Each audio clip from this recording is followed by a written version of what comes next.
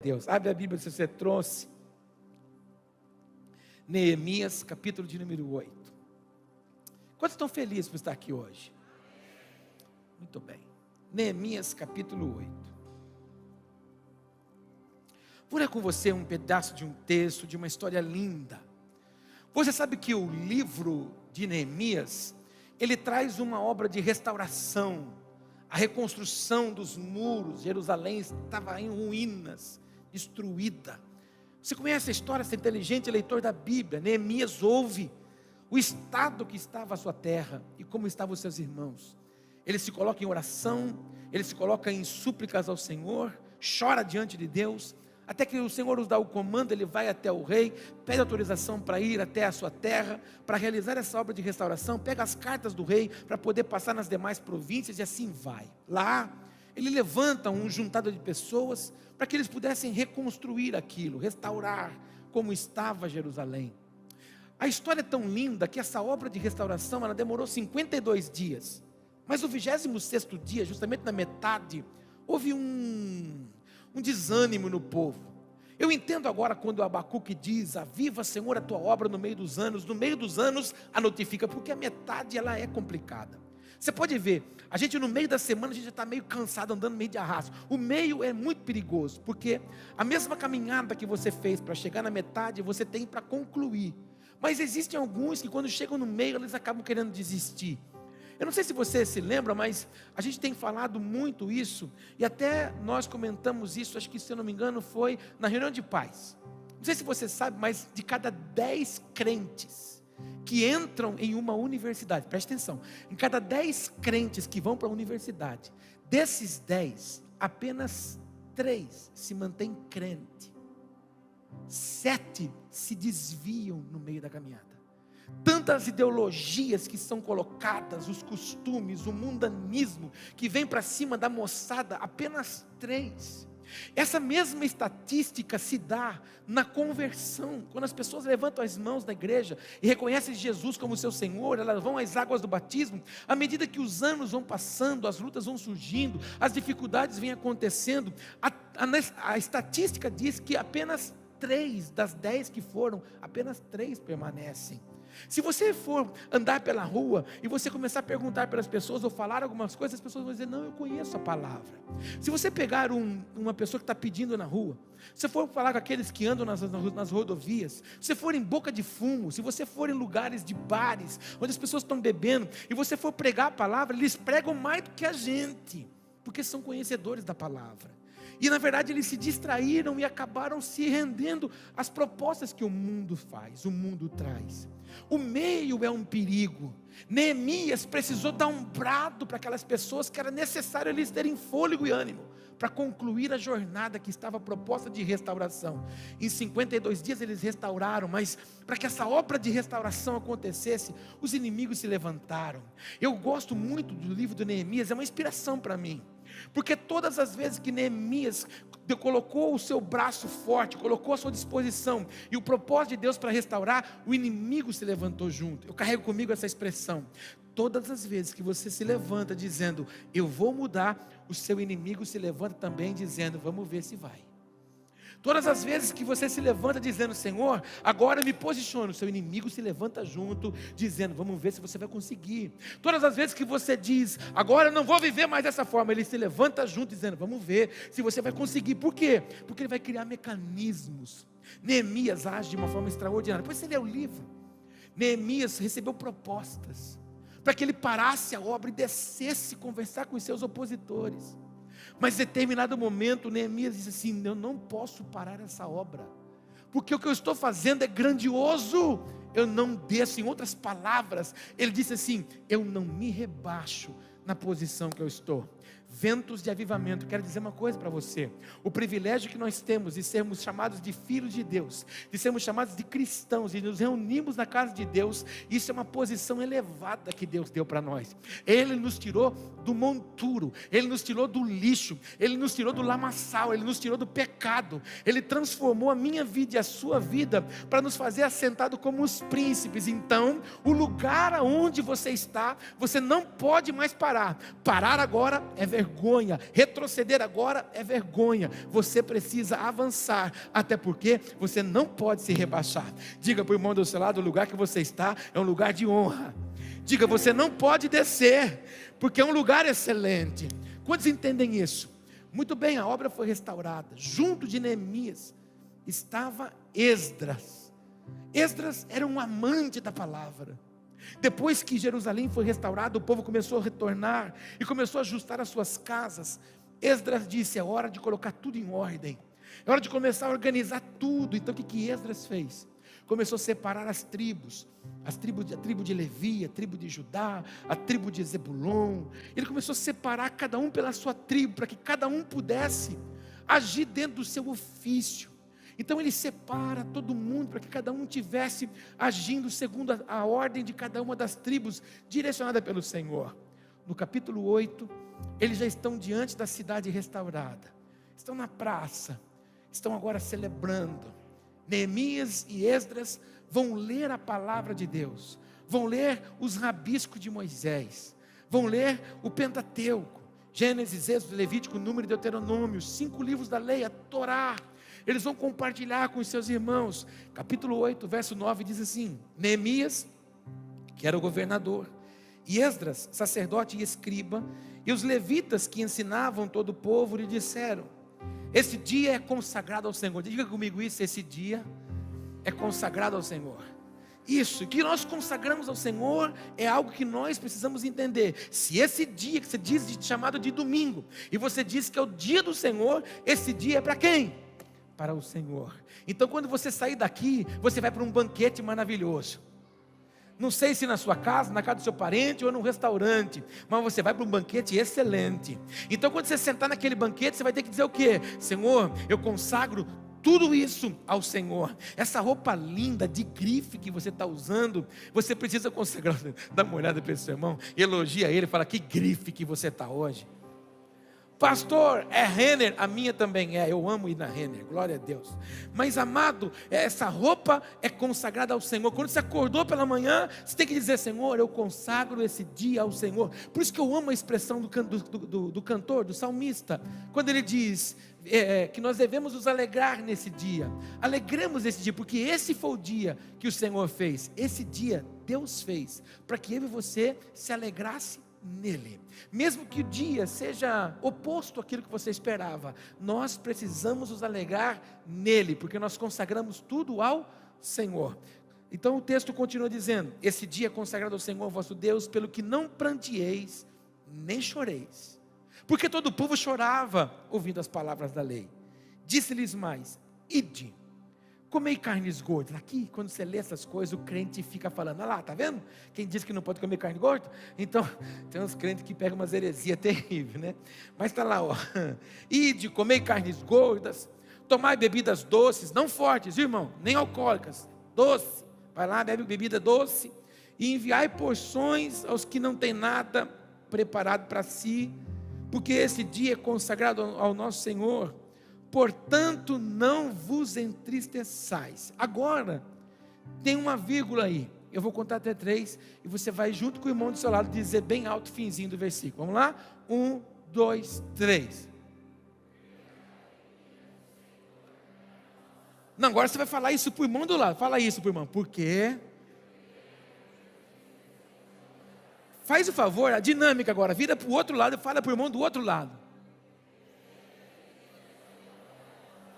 Olha para você agora e diga. Mais uma vez, vai ficar mais bonito. Diga: a alegria do Senhor é a minha força. Preste atenção, que eu quero pregar hoje aqui é somente isso. Mas eu preciso te explicar uma coisa muito tremenda. Quando nós estudamos algumas palavras no hebraico, ela tem um poder de expansão. Você sabe que muitas coisas que nós temos, ou melhor, todo o Novo Testamento, ele foi transliterado no grego. Então muita coisa se perdeu por causa da dimensão da instrução. Mas quando nós falamos da palavra hebraica, por exemplo, eu sempre falo isso aqui na igreja porque eu amo essa expressão. O que significa graça no grego? Favor não merecido. E o que significa graça no hebraico? O poder que Deus me concede para que eu possa fazer aquilo que jamais seria capaz de fazer. Então quando você sai, usado por Deus, e prega a palavra para alguém, isso é graça de Deus, é o poder que Ele está te concedendo, porque você jamais seria capaz de fazer, eu já jamais seria capaz de fazer, nós seríamos capazes de fazer. E a palavra, quando você está lendo esse versículo, porque a alegria do Senhor é a nossa força, ou a vossa força, essa palavra força, transliterada do hebraico, ela tem dois significados. O primeiro deles é fortaleza, ou seja, um lugar resistente, um lugar em que você pode estar seguro, um lugar que você pode estar protegido. Mas quando você expande essa palavra força significa abrigo. E eu amei essa expressão, porque o que ele estava dizendo? Porque a alegria do Senhor é o nosso refúgio, é o nosso abrigo, é o nosso amparo. E é sobre isso que eu quero conversar com você nessa manhã de domingo. Muitas vezes nós imaginamos que a nossa vida cristã, ela tem que acontecer tudo certinho. Não porque eu vim a Jesus, eu confessei que Ele é o Senhor da minha vida, eu desci as águas do batismo, eu sou dizimista e ofertante, então não vai haver mais problema financeiro, não vai ter mais problema de saúde, não vai ter nenhuma discórdia na minha casa, não, eu não vou mais ter nenhum problema com o meu marido, nem com os meus filhos agora têm anjos, asas de anjos, são serafins, são os querubins, eles asam, eles voam, como canta aquela canção, tem asas que tampam os olhos, tem asas que tapam os pés, e a do meio fica flutuando. O meu marido, ele é elegante, não é estúpido, ele não é mais aquele homem bruto, ele é aquele homem mansinho, educado, que vive me dizendo, Lady, Lady, Lady, Lady. A minha mulher não vai ser mais aquela onça, não vai ser aquela mulher estúpida, que só fica me cobrando, a minha mulher não vai ser mais aquela cueca carrancuda, ela não vai viver dizendo que está com dor de cabeça, recebe essa palavra. As pessoas acham que a vida cristã é isso, as pessoas acham que não vai ter problema nenhum. Eis o nosso problema. E muitas vezes, quando as coisas não caminham como a gente quer, a gente tem uma mania de se choramingar. E lamentavelmente a tecnologia, que é tão boa, fez com que a gente se tornasse, fizesse dela um lugar onde a gente derrama os nossos sentimentos. E o cara que criou o Facebook, o Instagram, até falou assim, como tem uns crentes que vão usar isso aqui, eu até vou criar essas frasinhas. Aí ele coloca lá, estou me sentindo. Aí eu escreve lá, desanimado, desapontado, irado. Aí então a gente vai chorar para os outros, a gente vai reclamar para os outros. Aqui nesse texto, quando eles estão ouvindo as palavras do Senhor, a primeira palavra que o Neemias e o Esdras diz a eles é o quê? Para de chorar, para de ficar lamentando e chorando, porque esse dia é consagrado ao Senhor. Então quando ele expressa isso, porque a alegria do Senhor é a nossa força, ele está dizendo assim, olha, a alegria que nós precisamos ter é estar aonde? Refugiado, escondido, amparado, protegido, abrigado no Senhor. Se seu inimigo se levantar com fúria contra você, ele será o seu escudo, ele será a sua proteção. Irmãos, nós precisamos sair daqui hoje entendendo que é uma vida em Cristo. Você pode viver todo tipo de situação adversa, mas se você fizer do Cristo o seu refúgio, o seu amparo, o seu lugar de segurança, você não vai mais viver atropelado como vive, achando que na verdade as coisas, elas não estão fluindo como você quer, e não vão fluir como você quer, vai fluir como Deus quer, para que se cumpra aquilo que o apóstolo Paulo disse, todas as coisas cooperam ou concorrem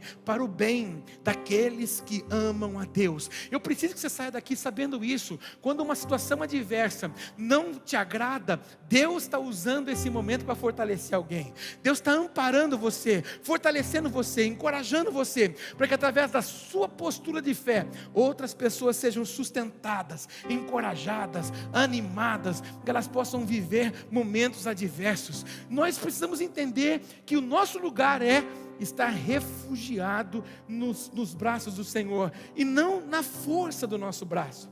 Zacarias capítulo 4 verso 6 diz, que na verdade nada seja por força, nem por violência, mas pelo meu Espírito. E é isso que nós precisamos entender. Nada é pela força do meu braço, nem é pelo intelecto dos meus estudos ou dos meus ensinamentos, mas é pela dependência do Senhor. E aonde a gente encontra dependência? Quando a gente faz do Senhor o nosso refúgio, o nosso esconderijo, a nossa proteção. Isso que eu estou falando para você, eu vejo quando eu olho para os textos em que Jesus se refugiava. Nos dias de atribulação, Jesus fazia o quê? Jesus se desligava das pessoas. Quantas vezes na Bíblia, por exemplo, você vê Jesus chamando os seus discípulos e contando para eles as suas dores, as suas lutas, as suas inseguranças? Você acha que Jesus não tinha? Não é porque era Deus na terra, mas ele também tinha os seus momentos. Mas o que ele fazia? Ele ia estabelecer a sua alegria aonde? No Senhor. Enquanto os seus discípulos não estavam prontos, ele dizia o que para eles? Fica vocês aqui, porque eu vou ali no lugar secreto, eu vou ali no refúgio buscar força e alegria no Senhor. Eu não consigo imaginar Jesus descendo do lugar da oração, do lugar da intimidade, chutando cavaco, chutando pedra, reclamando, murmurando, tem boleto para pagar, essa vida que eu não aguento, meus filhos que não dá. Eu não consigo ver Jesus assim. Eu consigo ver Jesus estabelecendo a alegria sobre o seu espírito. Prova disso, que quando nós olhamos para o momento mais adverso do ministério de Jesus, é quando ele é confrontado a ir à cruz. E ele diz para o Senhor, ele diz para o seu Pai: Pai, passa de mim esse cálice. Eu já preguei isso aqui diversas vezes, já falei disso aqui inúmeras vezes, porque a gente tem uma visão desse versículo equivocada. Muita gente acha que Jesus estava com medo de ir à cruz. O que Jesus estava dizendo para o seu Pai era: passa de mim esse cálice. Porque Jesus, todas as vezes que ia no refúgio e fazia do Senhor a sua força, o seu esconderijo, ele via um Pai de braços abertos, pronto para ouvir o seu clamor. Naquele momento em que ele se tornaria maldito por mim e por você, ele sabia que os meus pecados e os seus que iam para o corpo dele, anularia essa comunhão. Ele não iria mais ver um Pai de braços abertos. Então ele diz: Pai, passa de mim esse cálice, eu não quero que a nossa comunhão, o nosso elo seja arruinado. Eu não quero perder o meu refúgio, eu não quero perder o meu lugar de socorro. Aí ele diz: todavia, seja feita a sua vontade e não a minha. Eu não sei se você já percebeu, mas às vezes quando você ora e você fala o que para Deus? Deus, o Senhor tem que fazer assim, porque eu quero que o Senhor faça assim, porque eu preciso que o Senhor faça assim, e tem que ser assim.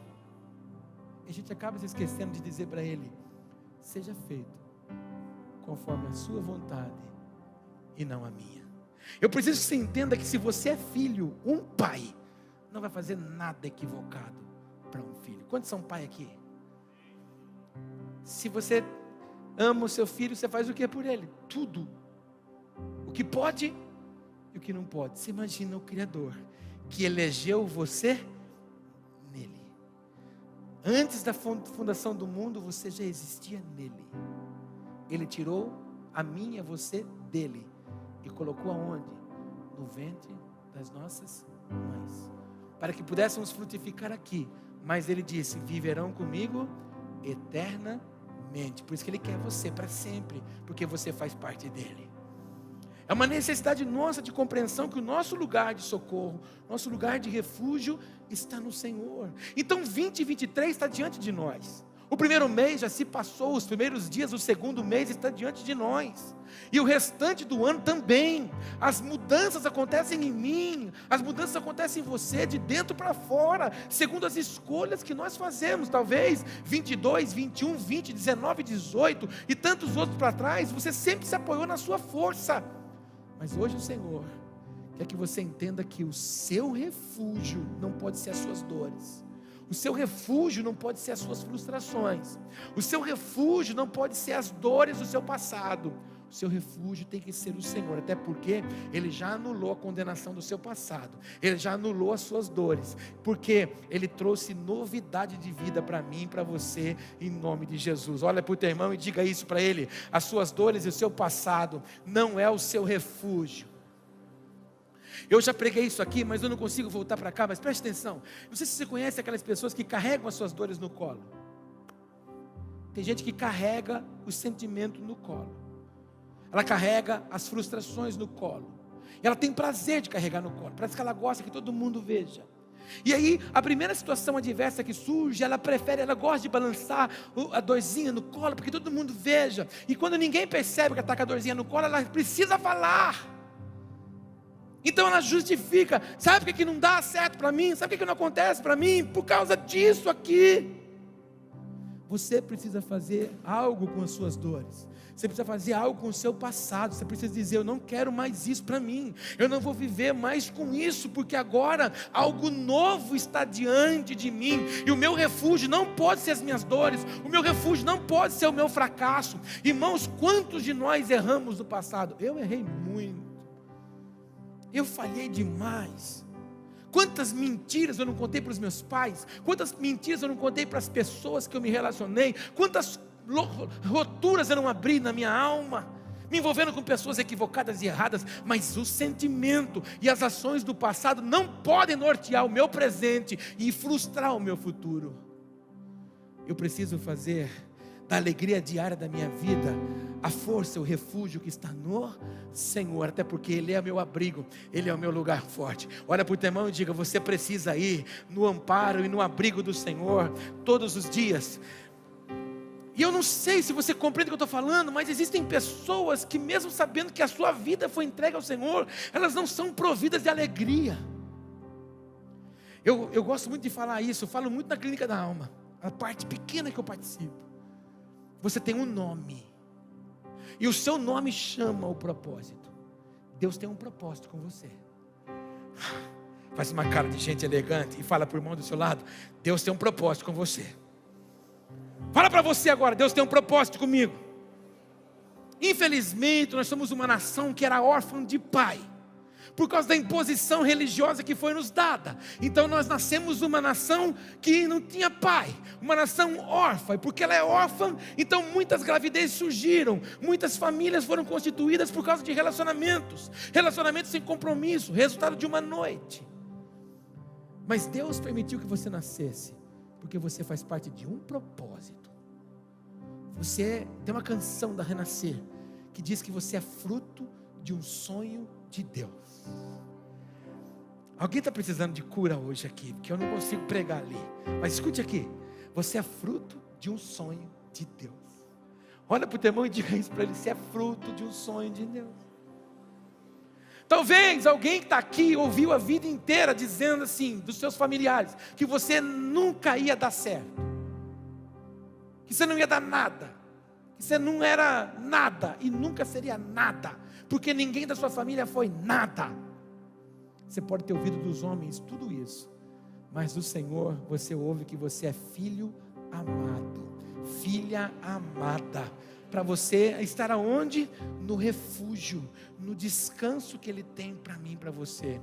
Então que você estampe no seu semblante, você estampe no seu coração, na sua alma e no seu espírito: a alegria do Senhor é o meu refúgio, a alegria do Senhor é o meu abrigo, a alegria do Senhor é o meu amparo. Irmãos, que privilégio para nós. Em fevereiro de 23 nós temos um lugar chamado igreja para a gente congregar. Meu Deus, que coisa extraordinária. Ontem eu me emocionei demais à noite, despretensiosamente. Começou o culto do Aviva Jovens. Nós tínhamos mais da metade do templo central cheio de jovens ontem. Eu fiz um desafio, quando o Senhor nos deu a palavra de expansão, eu falei com o Senhor, eu virei meu rosto naquela parede chapiscadinha lá do fundo e disse: tá bom, Senhor, eu topo o desafio da expansão, mas essa casa vai ficar, só que essa casa vai ser um abrigo para a juventude todos os sábados. Senhor, eu vou ver essa casa cheia de jovens aqui. Já está na metade, começamos com uns 12, vamos para uns 20, para uns 30, estamos nos 70, 80, 90, já estamos chegando nos 120, daqui a pouco vão ser 250, porque tem 250 assentos lá. Você está entendendo isso, irmão? Aí eu tirei uma foto assim, coloquei no meu stories, no meu Instagram, despretensiosamente. Depois, quando eu fui acessar, um querido aqui da igreja mandou uma mensagem para mim. Ele falou: apóstolo Paulo, eu queria louvar a Deus pela sua vida. A sua vida mudou a minha vida, mudou a vida da minha casa. Eu conheci Jesus, Jesus transformou a minha vida. E agora nós estamos gerando um filho. E eu vendo esses jovens nessa foto, eu já consigo ver os meus filhos aí. Aí eu disse para ele: querido, o que nós estamos fazendo hoje aqui é gastando nossa vida aqui, é gastando nosso tempo aqui nessa juventude, porque essa juventude, eu estava falando para o pessoal do Mercado Solidário ontem, a juventude de 13, 14 anos que estão lá, daqui 5 anos eles têm 18 e 19, daqui 5 anos eles já estão formando aqueles que estão na salinha lá hoje, irmão. Então pensa, se nós temos um grupo hoje faminto de Jesus, daqui a pouco essa fome que eles têm, eles vão alimentar uma outra turma. Os bebês que estão no berçário, eles já estão sendo cuidados pelo Senhor, e uma outra geração já está nascendo para preparar o caminho para eles. A gente precisa entender que as nossas dores não podem limitar o nosso avanço no Senhor, não pode limitar o nosso avanço na presença de Deus, não pode limitar o nosso avanço nas coisas do Senhor. Eu não sei se você estava meio paralisado, meio atado, meio que desanimado nas coisas do reino, mas você precisa gastar sua vida em prol dos outros, porque a alegria do Senhor é o seu refúgio, é o seu amparo, é a sua proteção, é a sua segurança. Eu oro ao Senhor nessa manhã para que você saia daqui alegre, irmão. Não saia daqui sorrindo, porque sorrir é fácil, sorrir. Mas tem gente que só sorri e não é alegre. E a alegria, ela é provida pelo contentamento. E contentamento é o exemplo de pessoas gratas. Pessoas gratas, elas são cheias de contentamento. Eu estou aqui hoje, mas já estou pensando que amanhã à noite eu vou me internar. Eu vou passar por uma cirurgia terça-feira. Mas eu vou ficar desanimado? Eu vou ficar apreensivo? Se a alegria do Senhor é o meu refúgio. Você escolhe o que você pensa, irmão. Você escolhe com o que você pensa, os passos que você dá. Talvez os seus passos tenham sido passos inseguros, porque as suas escolhas têm sido equivocadas. Talvez a sua boca muitas vezes murmura, a sua boca muitas vezes questiona coisa que você deveria louvar, agradecer e engrandecer o Senhor. Eles sobem num toco, imagino eu, eles dizem: ó, não é hora de vocês ficarem chorando e lamentando porque nós estamos ouvindo, agora é hora de vocês consagrarem esse dia ao Senhor. Sabe por quê? Porque a alegria do Senhor é a nossa força, a alegria do Senhor é o nosso abrigo. Deus está falando com gente aqui, amém, irmão? Deus está te chamando para o abrigo. Talvez Deus esteja chamando alguém de volta. Talvez você já viveu no abrigo, e o Senhor está dizendo para você hoje: você correu, você fugiu do abrigo. Sabe por que a gente foge muitas vezes do relacionamento com Deus? Por causa de gente. Dá uma olhadinha para essa pessoa do seu lado aí, é gente. Dá uma olhadinha, é gente. Toca, se for possível, toca nessa gente aí, toca. Se você beliscar ele vai ficar magoado com você.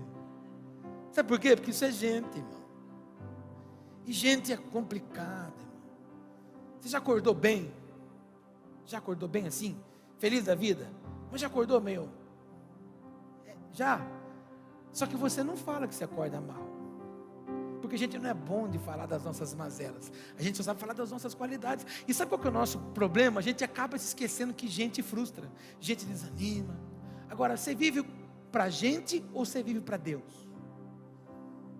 Se você vive para Deus, gente não pode te frustrar e nem diminuir a sua intensidade em Deus. Ah, mas era o pastor, gente. Ah, mas era o obreiro, gente. Mas era o músico, gente. Mas era a recepção, gente. Mas é o cara da segurança, gente. Mas é a tia da salinha, gente. Você é gente. O problema é que as pessoas diminuem a intensidade por causa de gente. Quem dá fôlego para você não são gente. Quem dá fôlego para você é Cristo. Quem dá ânimo para você é o Espírito Santo. Quem dá graça para você é o eterno, é o poderoso. E você fica preso em gente. Tem gente que não vem na igreja porque gente que da igreja não cumprimentou ela. Ai, não me mandou nenhuma mensagem. Você vive pela mensagem, você vive pelo aperto de mão do irmão, você não vive pela graça. Significa então que o seu refúgio nunca foi o Senhor, o seu refúgio sempre foi a opinião dos outros. Ai meu Deus, estou com vontade de falar uma coisa aqui. Pode ou não pode? Então pergunta, meu irmão, você vai voltar no próximo culto ou não? Pergunta se ele volta. Você volta, irmão? Você já percebeu que a internet está cheia de fotinhas?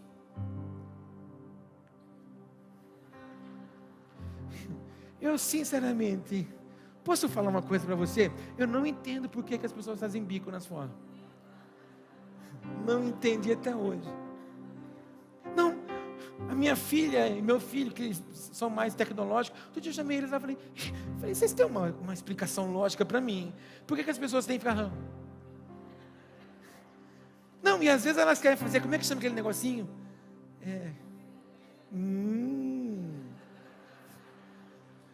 Aí a pessoa vai fazer bumerangue e então ela vai. Eu não entendo, irmão. Não entendo. Eu não entendo, irmão. Eu não entendo. Não entendo. Irmão, não entendo porque as pessoas... Sabe o que é isso? As pessoas estão tão necessitadas de afirmação que elas precisam de exposição. Elas não sabem quem são. E porque elas não sabem quem são, elas precisam que alguém escreva lá: lindo, linda, você é top. Eu estou enojado com o meu meio. O que você está falando, pastor? Você está enojado com os crentes? Não, com os pastores mesmo.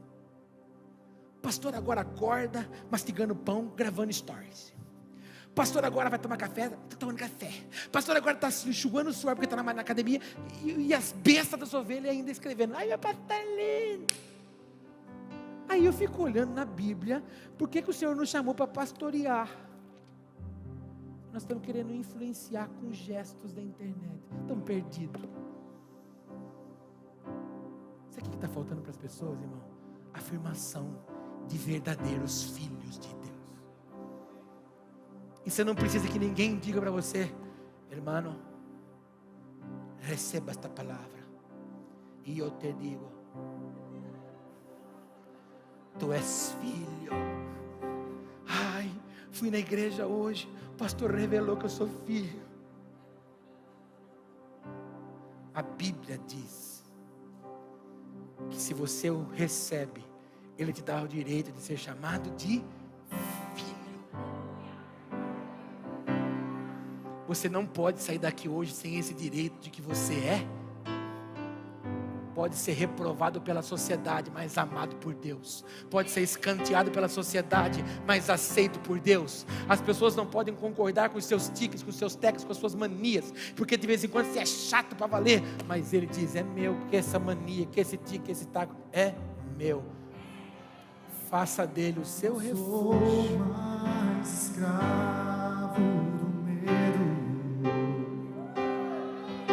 Sou filho de Deus. Você pode levantar as mãos? Eu não sou mais escravo do medo. Sou filho de Deus. Pega na mão do irmão do seu lado, canta com ele.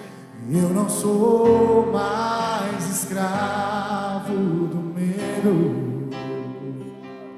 Eu sou filho de Deus. Eu não sou mais escravo do medo.